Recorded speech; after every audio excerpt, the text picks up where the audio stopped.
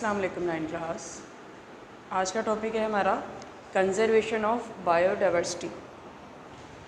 Conservation of biodiversity mean biodiversity का तहफ़्फ़ुज़। Last century में human actions की वजह से देखने में आया कि बायोडाइवर्सिटी का बहुत ज़्यादा नुकसान हुआ। यानी मुख्तलिफ़ जो जानवरों की वैरायटी है उसमें बहुत सारे जानवरों का जो है उनका हैबिटेट की वजह से या मुख्तलिफ़ रीज़न की वजह से उनमें कमी देखने में आई। तो हम आज के टॉपिक में सिर्फ ये शॉर्ट क्वेश्चंस यहाँ से आ सकते हैं ज़्यादातर कंजर्वेशन ऑफ बायोडाइवर्सिटी में। यहाँ कुछ इंपॉर्टेंट शॉर्ट हैं, शॉर्ट सा टॉपिक है ये कंजर्वेशन ऑफ बायोडाइवर्सिटी यानी बायोडाइवर्सिटी का तहफ़्फ़ुज़। तो हम देखेंगे कि उन ह्यूमन एक्शन की वजह से क्या क्या नुकसान पहुँचा मुख्तलिफ़ जानवरों की वैरायटी को। तो वो जानदार जो इस दुनिया में बिल्कुल ख़त्म हो गए हैं, उनकी स्पीशी का एक भी जानदार बाकी नहीं रह गया, ऐसे जानदार को हम क्या कहते हैं। और वो जानदार जो ख़त्म होने के करीब हैं, अगर उन्हें बचाया नहीं गया तो वो ख़त्म हो सकते हैं आने वाले करीबी वक्त में। तो ये शॉर्ट क्वेश्चन आ सकते हैं। एक्सटिंक्ट स्पीशी क्या है? What is extinct species?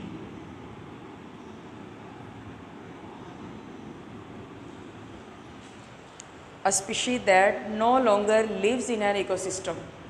वो स्पीशी जो किसी इकोसिस्टम में अब बिल्कुल भी नहीं है, ख़त्म हो गई है इस दुनिया से, उसे हम कहेंगे वो क्या है? Extinct species. A species that no longer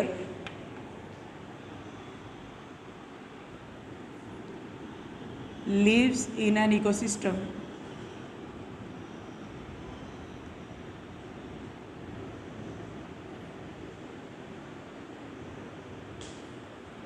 A species that no longer lives in an ecosystem is called extinct in that ecosystem। उसे क्या कहेंगे? उस इकोसिस्टम के लिए वो क्या है? अब एक्सटिंक्ट है। इकोसिस्टम की डेफिनेशन हमने पढ़ी हुई है कि ख़ास एनवायरनमेंट जहाँ पर लिविंग और नॉन लिविंग मिलकर रहते हैं उसे हम कहते हैं इकोसिस्टम।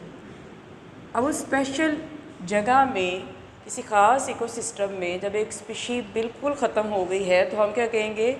उसे कहेंगे हम एक्सटिंक्ट। जैसे कि एग्ज़ाम्पल हम इसकी क्या दे सकते हैं? एग्ज़ाम्पल है जैसे हंगोल, ब्लैक बक,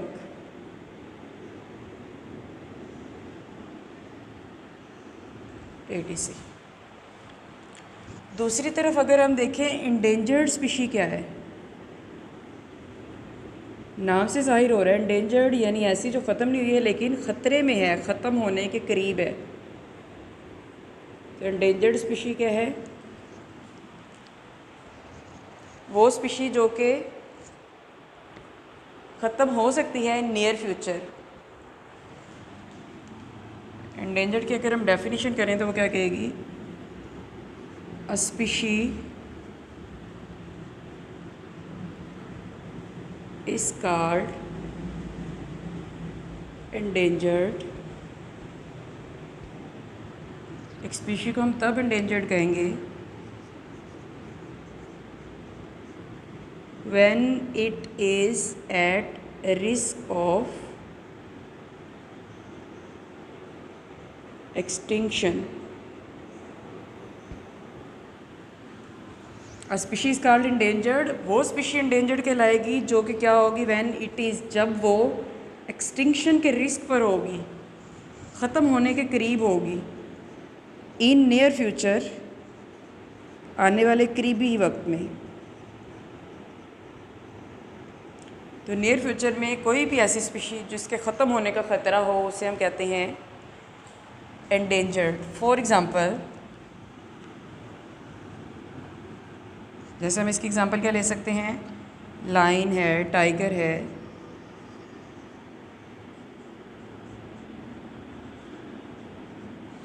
तो आप एग्ज़ाम्पल्स और भी कोई दे सकते हैं। कोई भी जानदार जो दुनिया से ख़त्म हो गए हैं वो है एक्सटिंक्ट। वो ऑर्गेनिज़म्स जो अभी मौजूद हैं लेकिन ख़तरे में हैं, कम जानदार उनके रह गए हैं, उन्हें कहते हैं एंडेंजर्ड। इसके बाद है human impact. Human impact on biodiversity, इंसानों के क्या असरात हैं बायोडाइवर्सिटी पर। Impact of human being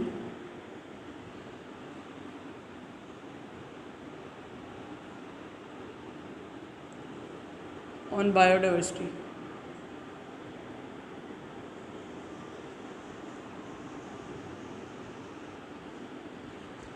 biodiversity पर इंसान के क्या असरात हुए हैं। आज से 10,000 साल पहले देखें तो सिर्फ इस दुनिया पर, इस ज़मीन पर कितने लोग थे। 10,000 ईयर्स अगो, 10,000 साल पीछे देखें तो यहाँ कितने लोग थे, सिर्फ 5 मिलियन।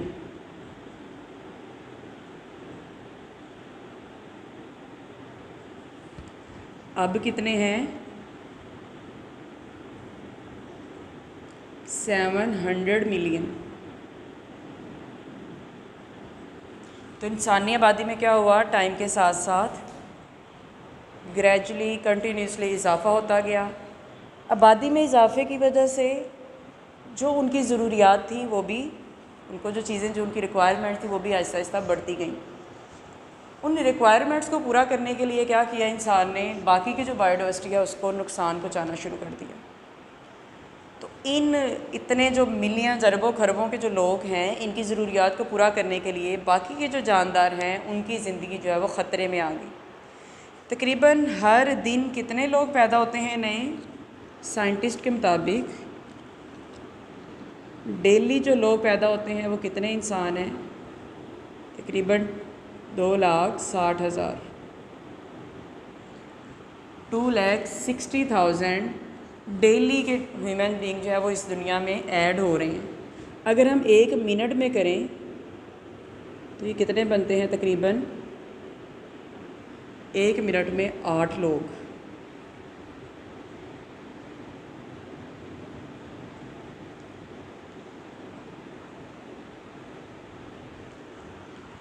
एक दिन में 2,60,000 और हर मिनट में 8 नहीं है, सॉरी 180 था, 180। एक मिनट में कितने बनते हैं, 180। एक मिनट में जो इस दुनिया में पैदा हो रहे हैं, नहीं, हर 1 मिनट के बाद इतना इजाफा हो रहा है इस पॉपुलेशन में, इस अर्थ की पॉपुलेशन में। अब इतने लोग जो इतने ज़्यादा पैदा हो रहे हैं, इनकी वजह से क्या क्या नुकसान हो रहे हैं बायोडाइवर्सिटी को। तो एक क्वेश्चन आता है, मेजर कॉजेज़ बताएं। What are the major causes of species extinction. Species की एक्सटिंक्शन के या ख़त्म होने के मेजर कॉजेज़ बताएं।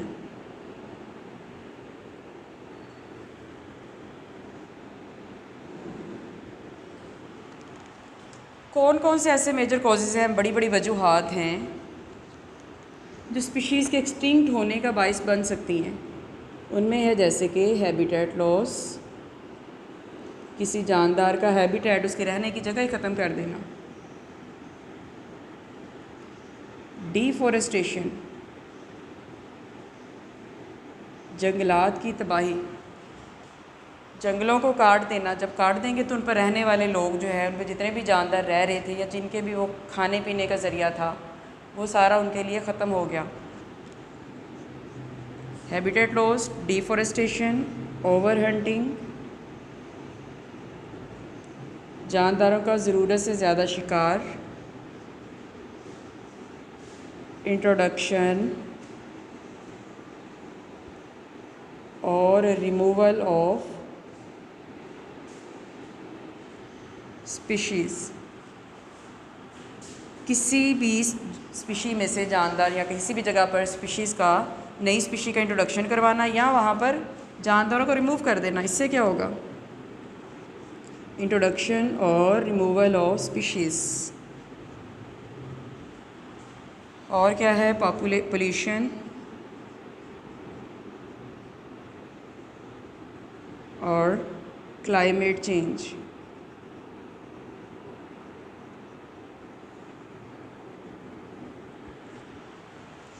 कौन कौन से मेजर कॉजेज़ हैं स्पीशीज़ एक्सटिंक्शन के?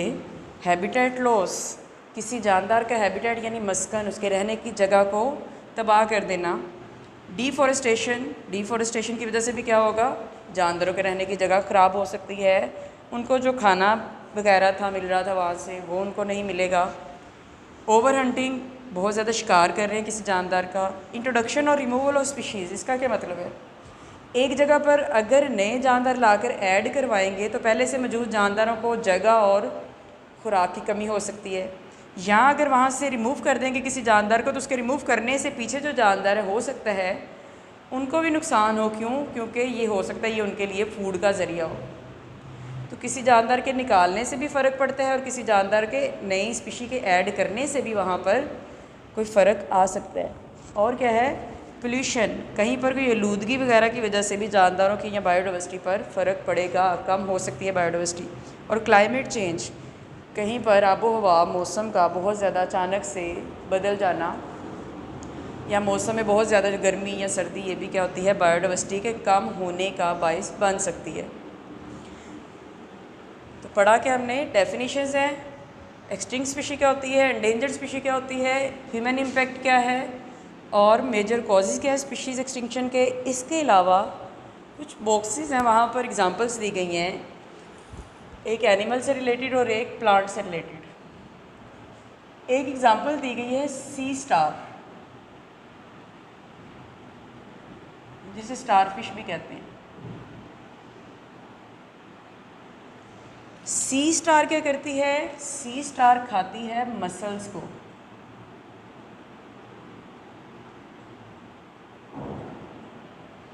इसकी फूड कौन है? मसल्स। अगर वो कहते हैं कि सी स्टार किसी जगह पर कम हो गई, ये वहाँ से निकल गई, अब जिसको इसने खाना था यानी मसल्स को, पहले मसल्स को ये खा रही थी सी स्टार, तो मसल्स क्या थे, ज़रूरत से ज़्यादा यानी आबादी में उनकी बहुत ज़्यादा इजाफा नहीं हो रहा था, जिसकी वजह से आगे ये जिनको खा रहे हैं वो भी ज़रूरत से ज़्यादा कम नहीं हो रहे थे। अब जब सी स्टार किसी जगह से हम निकाल देते हैं अगर, या वो ख़त्म हो जाती है, तो वहाँ पर जो उसकी फ़ूड है जिसको वो खा रही थी उनको कोई खाने वाला नहीं है, तो मसल्स को अब कोई भी नहीं खा रहा। मसल्स बढ़ती जाएंगी, जब मसल्स बढ़ेंगी तो उनको खाने के लिए जो चीज़ चाहिए थी, जो भी उनसे नीचे वाले जानदार हैं जिनको वो खा रही हैं, वो उन सबको ख़त्म कर देंगी। तो ये क्या हुआ? नुकसान हो गया कि अगर हमने एक स्पीशी को रिमूव कर दिया तो दूसरी के बढ़ने की वजह से उससे नीचे वाले जो ऑर्गेनिज़म्स हैं वो ऑटोमेटिकली क्या होते जाएंगे, आहिस्ता आहिस्ता कम होते जाएंगे। सेकंड एग्जांपल है प्लांट्स की, यूकलिप्टस प्लांट, जिसे कहते हैं सफ़ेदे का पौधा।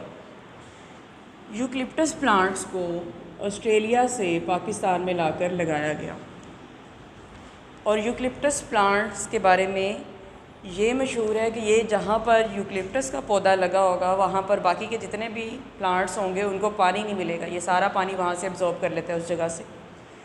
तो जब यूकलिप्टस प्लांट जिस भी जगह पर होगा वहाँ बाकी के जो छोटे छोटे पौधे हैं उनको पानी नहीं मिलेगा और उनमें पानी की कमी की वजह से वो ख़त्म हो सकते हैं।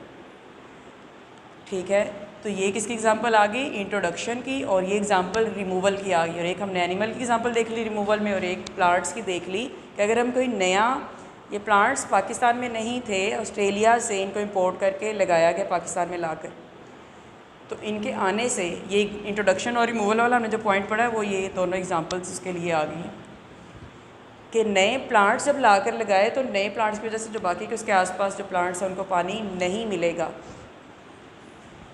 तो ओवरऑल हमने जो मेन आज देखी हैं ये डेफिनेशंस, एक्सटिंक्ट स्पीशी क्या होती है और एंडेंजर्ड क्या होती है। एक्सटिंक्ट कहते हैं जो ख़त्म हो गई है, एंडेंजर्ड कहते हैं जो ख़त्म होने के करीब है। मेजर कॉजेज़ क्या है, शॉर्ट क्वेश्चन आ सकता है, और इस इंट्रोडक्शन और रिमूवल की हमने साथ एग्जांपल भी देख ली है।